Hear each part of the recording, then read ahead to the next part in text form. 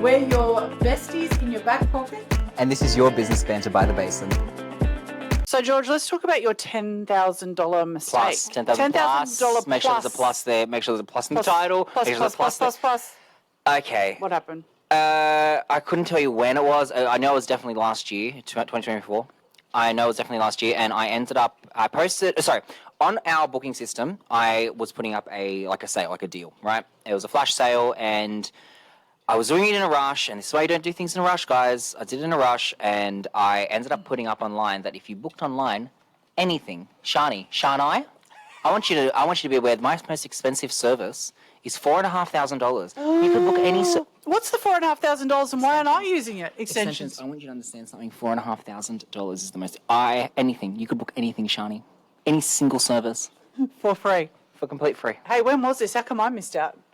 Well, I'm pretty sure that's when you were getting bad haircuts in New York. I'm pretty sure that's when you're getting butchered in New York. That was a different conversation. That's a story for another episode.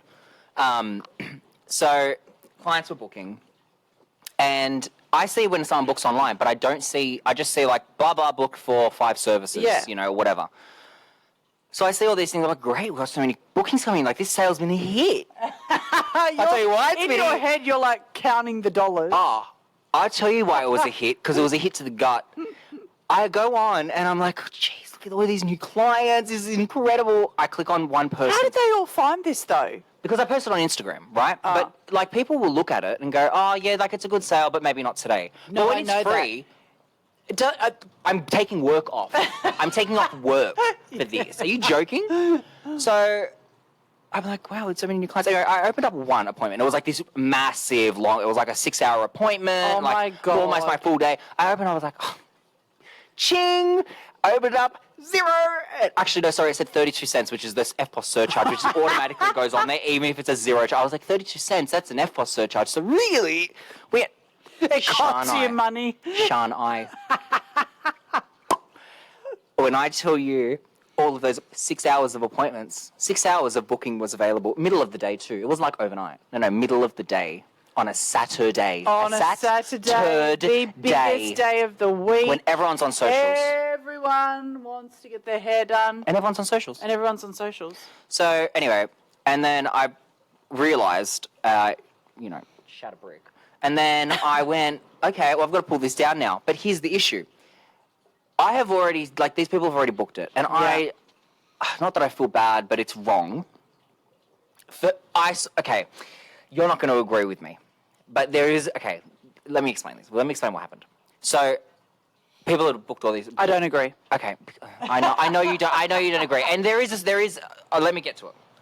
So anyway, I basically put online. I went on Instagram and I said, hey guys, so sorry, that last one stuffed up. Everyone got free hair. So, and there's an uptick to this. There's a light at the end of the tunnel. Yeah, there is. I know. It's dark. It's bleak right now. I'm going to, and actually, when you get to the light, if you ever get there, I'm going to actually put behind some human behaviour principles for why it happened that way. So keep going. So I posted on story and I was like, hey guys, and it was very much just me in the salon talking, like, very frank, and I was like, hey guys, look, this is what I did. If you did see it online, you did. Messed up. I done did it. So, and then I am not joking. I have never had so many. I had more DMs, I reckon, in like 20. The 24, DMs were blowing up. Oh my God! In the 24 hours that story was up, I had more DMs then than I had any time before. Kim Kardashian has had. No, I'm not saying anything. Anyway, Shani, defamation. Personal attack. Is Kim Kardashian a business? I think she's a business. Is that Kim K TM or just Kim K the individual? Yeah, we'll find out on the next episode. So anyway, I got an influx of DMs, and everyone was messaging like, oh my God, that sounds. And hairdressers, clients, people I know, people I've never met before. Meanwhile, at this point, I'm like, stop wasting my time with your DMs. I don't have time for this crap. Well, I'm now tens of thousands of dollars in the hole. I'm seeing these DMs roll in, and I'm looking at them like, this ain't saving me until I started reading them.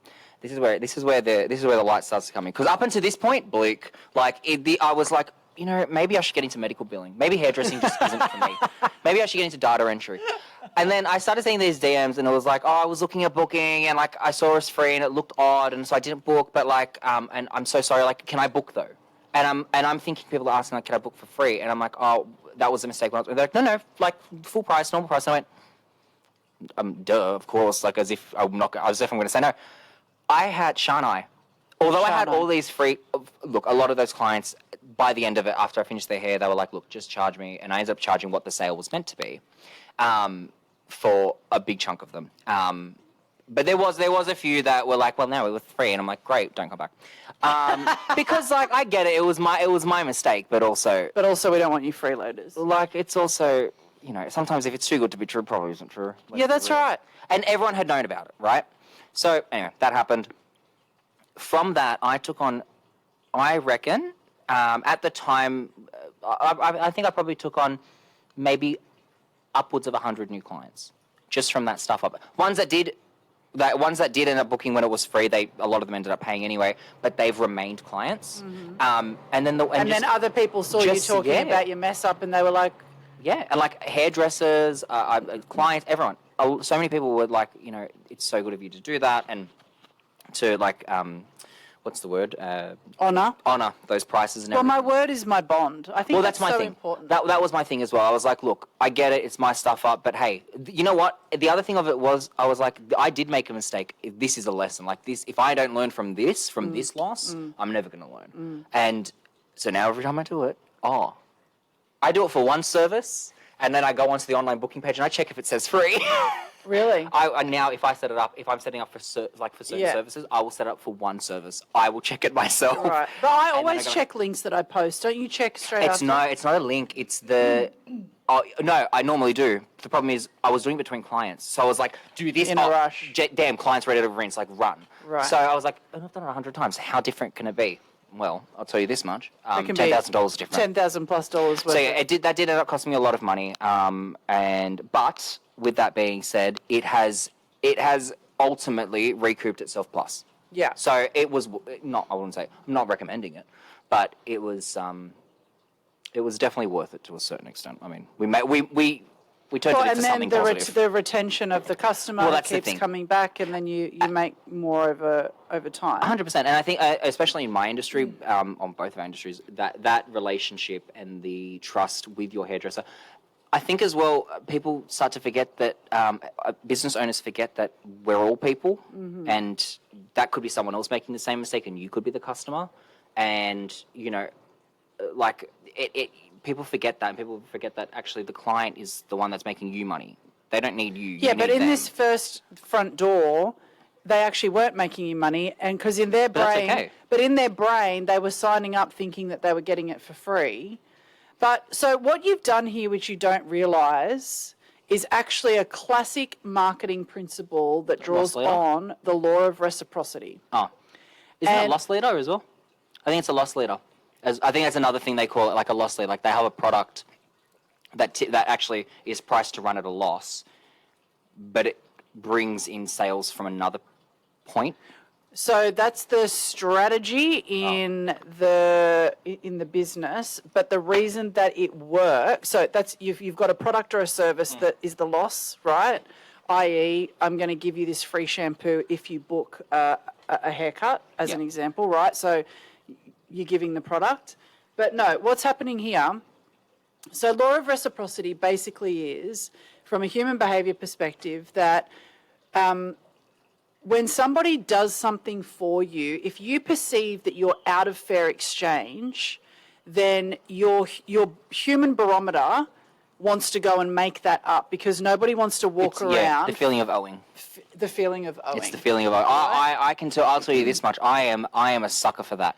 I don't know if it's because of, I don't know, a whole bunch of things. I feel like you might be the same. I hate feeling like I owe. That's why I pay invoices so quickly.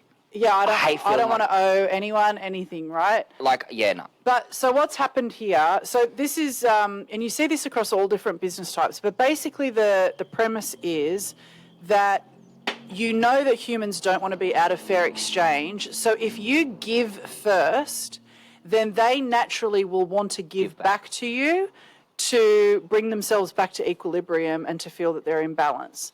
And so when you give stuff for free, like in this instance where you accidentally gave something for free, and then people are like feeling that they have to reciprocate the offer, even at the reduced rate, by the way. What you've done now is people felt extra sorry for you because of the stuff up and all of the extra people. So now they're trying to compensate and help you compensate. But it can lead, it's very effective because then it leads to customers long term. It has, and especially in my industry where we build such, in hairdressing, you build a bond with a client that does eventually, a lot of the time, sometimes start to escape that professional kind of area, which is kind of the joy of being a hairdresser, because you do get to, you sometimes get clients and then this ends up happening. You know, this is how we came here. Like, I mean, you know, I love that part of my job. But yeah, there's a lot of people, especially in the coaching world, that, and by the way, it's the people that aren't making money that whinge about this stuff. But I see a lot of broke people in my industry getting on social media complaining about having to give stuff away for free. They're like, you know, as a coach, oh, a psychologist doesn't give away for free, or a doctor doesn't give away for free. And I'm like, if you need a doctor or a psychologist, you're probably just going to go to a doctor or a psychologist. You have to tell me why I need a business coach. Do you get what I mean? Like, well, not just business coaching. I'm saying, like in this example, But, you know, coaches in the industry are complaining about that they have to give a free PDF or give a free event and blah, blah, blah. And it's like, listen, you need to bring people in and show them and get them to. You have to give value, 100%. right? Otherwise, nobody's going to hand over $5,000 for your coaching program just because you said buy the damn thing. And so this is the thing. It's like, don't be scared to give stuff for free. You're not missing out. You're not losing. Actually, what's happening is if you don't create a space through a vehicle of free or discount for people to come in at, you're actually losing the market. It's funny. It's funny you say that, because I say to people all the time, actually, you're not running at a loss. You're still running at a gain, just over a longer period. Exactly. Because the way I see it, right, is this is a big thing I see in the industry. You probably don't know this. A lot of hairdressers, a lot of salons, and I'm not saying, babe, I have hairdressers as clients. No, well, a lot of them, they are great at hairdressing. They're not great at business, and they work to make money right this moment. That's not just hairdressers. That's a lot of businesses. So many. Speaking in hairdressing, they're all about making money today. Yeah, totally. If I don't make, what's the thing I need? It's a consumer mindset. Is what I call it. Yeah. It's I'm going to put $1 in the bank, and I need to sitting in my bank, and I need to get $1.50 back immediately. I need to pay the $30 to buy the book, and I need to see it and feel it. This is why. And that's the thing, and it's like that. Although let's say altogether that $10,000, I'm still going to make that 10 grand. I spent 10 grand to make 20 tomorrow, like to make 20 next year. Yeah, that's all right. That's right. Because I'm still a 50% return. Well, I'm building my businesses, companies, to be around in 20, 30, 40 years. Yeah. If I'm not just a quick hit today. If you want to quit, if you want to hit it and quit it, go back to your 9 to 5. If you want to hit it and quit it, jump on Tinder, babe. Yeah. Like, the hell. But that's the reality of it. And it's this thing, and I see in business over and over again, especially now where everyone wants to work for themselves. It's I want to make money today. Do you know how long it took me to start making money, to the point where I was like, I can spend money because I want to. Well, the money I was making from my businesses went straight back into them. It still is. That's the purpose, by the way, of making money in business, is to put it back into the business to grow the business. 100%. Anyway, I feel like we're digressing. We are. We are. So your $10,000 mistake, the lesson learned was? The lesson learned was that it was a mistake. Don't do it again. But sometimes... Yeah, I don't know. He doesn't even know what his lesson was. I don't know what the lesson was. I just know not to. I just know not to do it again. I just know not to do it again. This is where you come in, babe. No. This is where you come in. Look. Well, other than the birds in the background, like what the heck? This is why we do it at the basin, not the bush. And listen, I don't know if you realise, but I am not an outdoorsy type. Where's set up? No, we didn't finish. We're not done. I didn't say the end. Are we still going? No, you're going to have to edit it. Can you believe that? I know. You don't cut us off, Tony. I don't want to cut this out. I want everyone to see what you just did. Fired. Fired.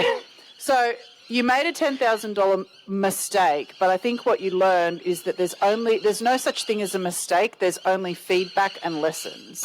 I think I made a $10,000 development.